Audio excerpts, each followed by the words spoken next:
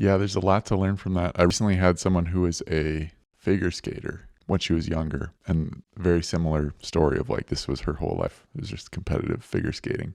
Yeah, but that's really cool. And sometimes I wish I had like I always played sports growing up, but I never had one sport that I like dedicated myself to this extent. So I think I'm sure have been so many like fundamental learnings that came from that have carried through with you.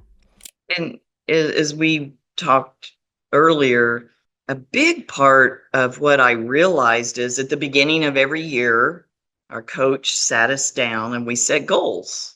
I mean, I'm a teenager setting goals.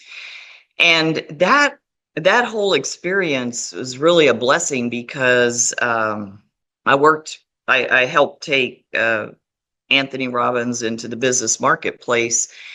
And in my late 20s, he was in his mid 20s. And that's where I realized people stop dreaming in their early to mid 20s because they don't understand the proper way to set goals. And if you want to talk about that, we can. But that whole piece of every year looking at the last year, where my times were in my individual sports, and then setting goals. A lot of people, maybe your audience has watched Michael Phelps. I loved that, where he's got on his piece of paper. And it really is true in swimming, in business, and in life. There's always going to be days you want to quit. I wish I could remember his quote where he talked about how many days there were times when he just didn't want to get out of bed.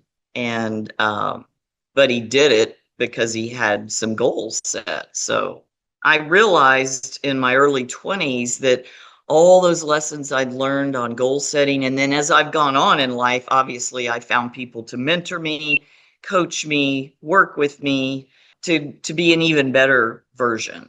So, and same as swimming, you work to be a little bit better. Same in life, you work every day to be just a little bit better than the day before. So those are some great lessons. When I finally woke up after I graduated and said, I am done with swimming, I am never thinking about that part of my life again. Okay, yeah, I would love to talk about goal setting and like laying out a framework for people to follow.